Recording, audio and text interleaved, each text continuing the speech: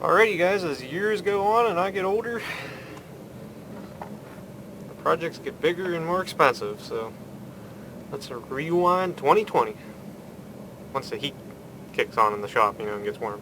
Alrighty guys, so reflecting on 2020, from my channel point of view, we'll say, because 2020 otherwise has been a messed up year. So, first thing in the beginning of the year, I was finishing up on the 68 430 project. I put the rod in that motor. I cleaned a lot of the red paint off the yellow on the frame on that and got it running and working, drove it out of the shop. Then from there, we went to the indoor garden tractor expo. Indoor tractor show, anyhow, Lebanon Valley, PA. And from that, I bought the one bottom Brindley plow for behind the 818 and had some fun there. And then the next weekend was the weekend of the blow-in. And on the way out to the blow-in, I picked up a good early frame and transmission for the 67 430.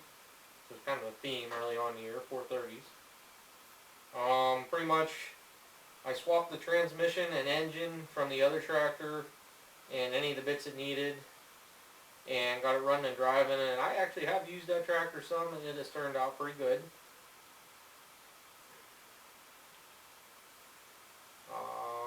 And from there, the next thing I literally did was I started bringing in parts and pieces for the tractor, parts and pieces. Put parts and pieces together. The only real super main issue I had with that was the Onan that after 40 minutes put all the oil into the air filter up through the breather. I still haven't looked into that motor and see what's going on with it. I just got too many things in the fire, as we'll say. From there, we moved on to, well, I guess I had already bought a couple things at this point in the year, but this was the major haul, and this kind of started down a road which, this one wasn't too bad, but it started a lot of estate cleanouts for this last year. Wasn't really planning any of these at all. For the most of them, I'm pretty glad I got them, but regardless, the first one was the Pro 8, if I'm not mistaken, the 72 or 74 C10A. I think it was 72. Got the Mountaineer deck and everything with that. There was a 59 Li and a 52L. The Pro 8 I knew was a good running tractor. I worked on it at work. C10A I got running good, and it's actually a tractor I'll let anybody use. I took it up to the tractor club. Other guys have used it. The 59 Li I got running, and I guess I'll save that for the selling part of the adventure, but I got it running good, and it went to somebody. And the 52L, I don't remember if you guys remember, but the tractor was actually stuck and rusted solid, and pretty much I got it unstuck, and then once I got it unstuck and got it running, it vibrated for a little bit, and then the cracks opened up in the transmission and the engine, so it was puking oil all over the place. And from there, pretty much I went into another estate clean out from, unfortunately, a friend, let's say a friend or acquaintance of mine, and one of the earlier founding members of the Gravely Tractor Club, which was Glenn Murdoch's stuff. And I'll just hopefully I put this into my fancy editor and I got the pictures of this stuff going across right now, but the highlights from there were the 1960 LS, There was a first year 424. There was the GMT 900. There was a 430, which I don't recall the year off the top of my head. It may have been a 69. I don't remember. Then there was a 58 Li, 71C, 65, I want to say, Li. There was a 51L, the 57 SR, and there was a bunch of parts tractors, attachments, all kinds of stuff. So that pretty much covers all of Glenn's stuff. And for the most part, I've got it all running. Some of it has some issues. I'm working through that. 57 SR is actually tore apart right now, as you guys know. I think I know what's wrong with the GMT 900, but that's a video for another day. And yeah, I think that's everything from that. And I actually spent probably the better part of a month and a half hauling all that stuff home, like every other weekend in between tractor pulling, or helping up at the tractor club doing tractor pulling. Then we go over the next weekend and go haul stuff home. So I've got to thank my buddy Alex for helping me a lot this year with that sort of stuff. Alright, from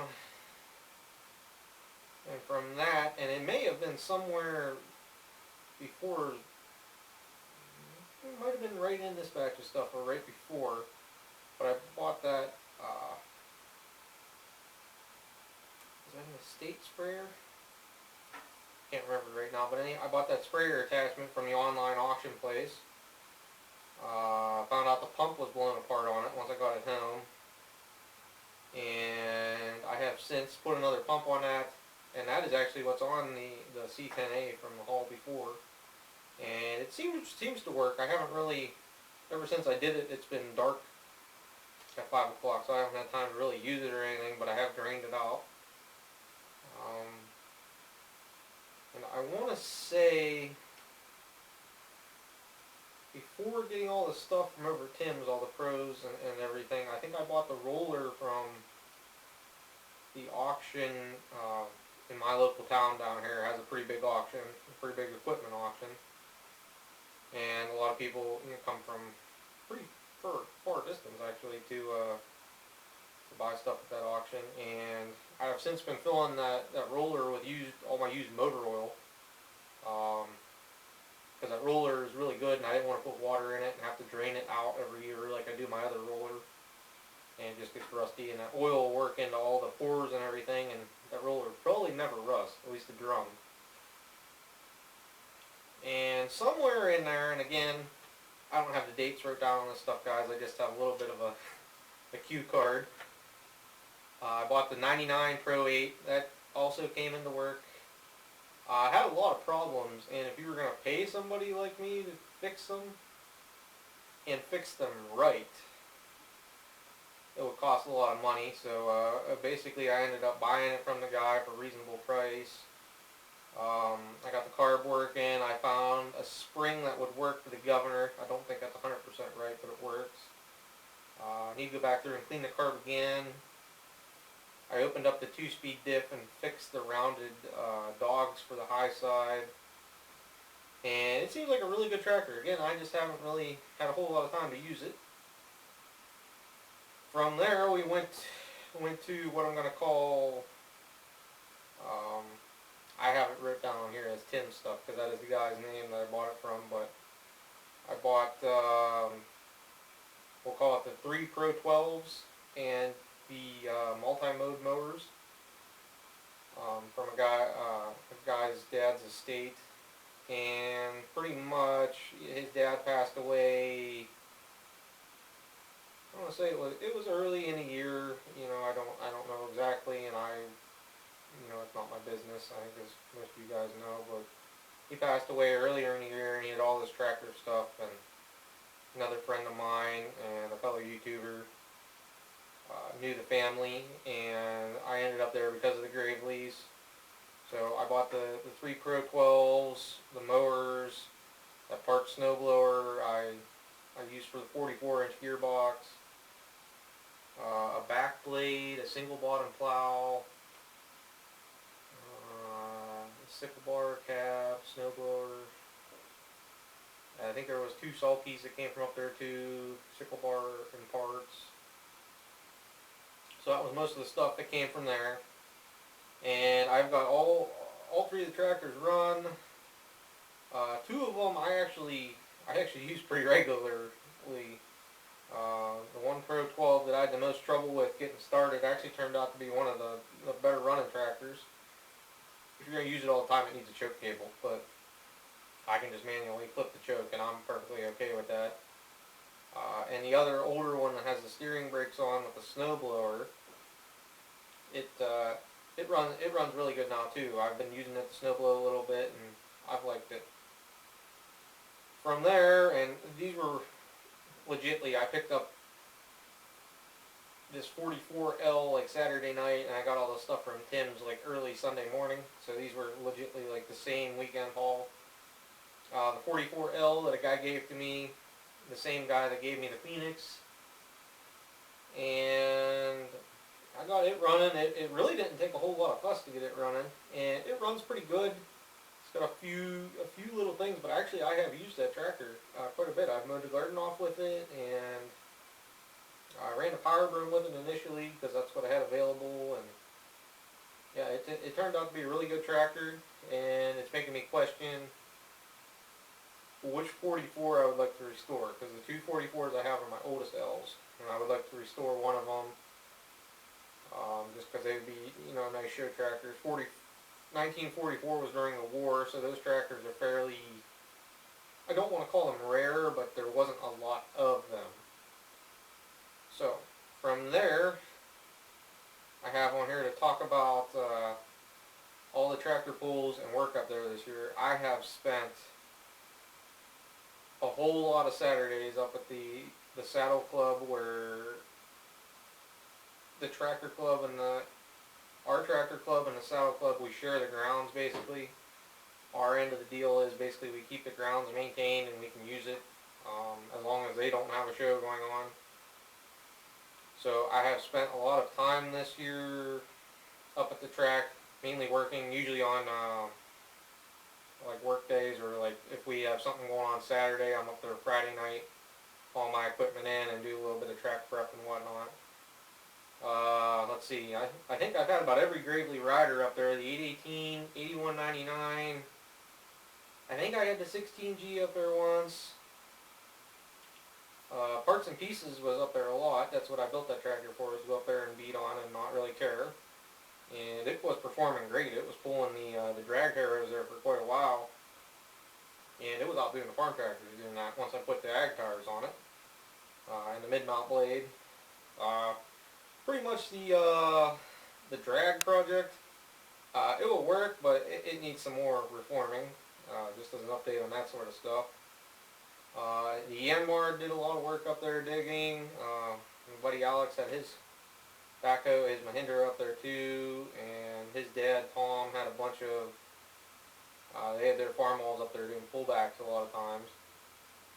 So that was pretty much tractor pulling for the year. It was a lot of fun. It was the only thing that I really got to enjoy all year with all this going on in the world, we'll just say.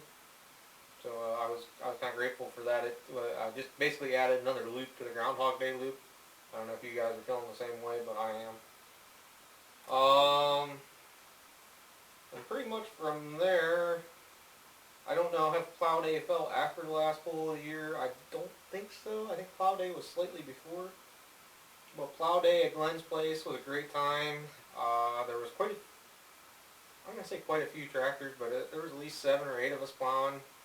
Perhaps 9 or so, and with that going on, it was actually a lot of fun, having a lot of different brands and a lot of different plows, and it was just some really tough plowing, but that was a lot of fun. From there,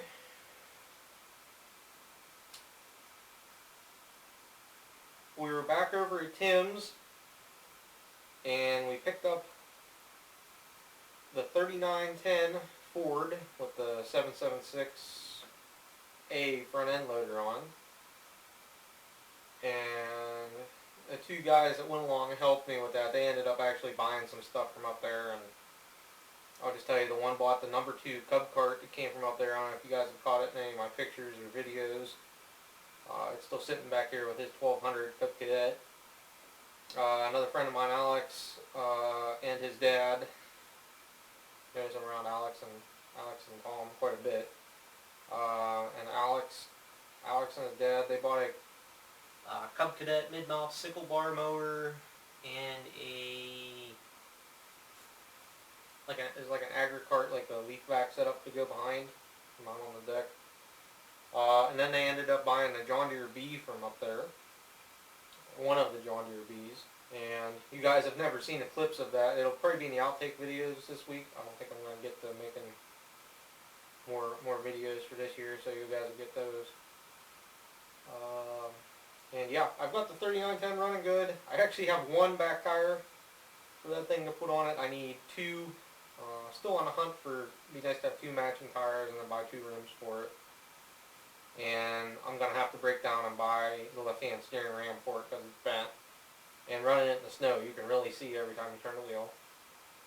From there was more stuff for the tractor club, which was the Cub Cadet Model 71. Is it a 71 or a 73? Yeah, it's got 71 on the hood. So it's a Cub Cadet Model 71. Working on that and getting that thing running was kind of a joy. I've always wanted a standard shift Cub, and being around that and my other buddies, 1200 Cub Cadet, and I've worked on some standard shift Cubs at work and stuff, so always wanted one. And we segue from there where I bought a 126 Cub Cadet. And I think you guys have seen the initial video of the 126, but you guys have not, to this date anyhow, seen me get that thing running and driving. But just know, it will run and drive. It will not start with a key switch or anything yet, but that is basically that. So now we get into, what have you sold this year, Steve? I have sold more this year than any other year combined. Flat out, looking down through here, there is 5 or 6 things, and there's a bunch of attachments I've sold. So I had a guy come through and buy 3 machines off of me, and I think it may be in the blooper reels too. All this stuff we loaded on, and they were here till 1 o'clock in the morning or so. Maybe it was 2 o'clock in the morning, one night loading stuff up. But anyhow, I sold off the 69 432 that I rebuilt the motor last year. I had a guy that really wanted it, gave me a really decent price for it, and he bought it. 59 Li that I mentioned about from earlier in the year, he bought it and was trading it to a guy for something else, and the guy that got it knows where it came from, and from what I know, he just loves it. You know, he's been enjoying me using it and glad to see it made in some videos. And the Commercial 12 also went to the same guy. Commercial 12 ran kind of decent. I wondered about the motor on that. I never really got a chance to use it. I fixed the shifter linkage on that for the forward and reverse, and then I just never used it. The 58 Li I sold went to the same friend and buddy of mine, Alex, that helped me with all this stuff. He would not let me give it to him. He bought it from me for a very reasonable price, I think, knowing it was running, had dual wheels and a mower. So that was why I gave that to him as cheap as I did. And then there was, we'll say, I'm just using first names, and you guys know who you are if you're watching. Frank, that came down and got stuff from Josh when we loaded all that stuff that night. He bought a lot of the cultivators and some rotary plows from here, and I'm sure some other gearboxes and stuff I was just trying to get rid of, mower deck stuff and whatnot. So he actually took 2 separate truckloads of stuff. Yeah, 2 separate truckloads, bunch of sulkies, forgot about that, and that sort of stuff. And also in the beginning and early stages of the year, I sold my buddy Gary my 74 408 and also a dozer blade for a walk behind, and pretty much that was it for the year. As far as what's coming next year, guys, there's so much stuff. There's actually two things I have potentially bought that are in limbo right now, just kind of waiting for some final details on those. There's a 504 Farmall and a 1818 skid loader. If I get those, the 1818, I don't know what I'm getting into there. I've looked at it, it looks pretty solid. I know it had a new motor like 10 years ago, and it's been sitting in the same spot for 8 years at least. And the 504 I know is locked solid, but when I pulled the dipstick on the oil pan, the water has only been in the top end.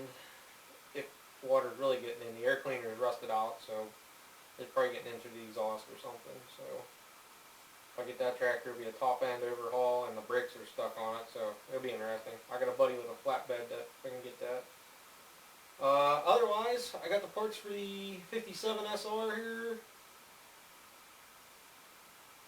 126 Cub, I gotta get the rest of the parts from my buddy for that, so I can finish that up. And then once we get done with that stuff, guys, I really don't know what I'm gonna get into. It is already January, or it's almost January. December 27th, as of today, is when I'm recording this. Yep. So I got like 3 days to edit this. It takes me a while to edit this. So as far as project-wise goes, to be honest with you guys, I don't know for once. I got so many projects, I'm all over the place. I've got a lot of people that want help, and I've been turning people down just because I'm so busy.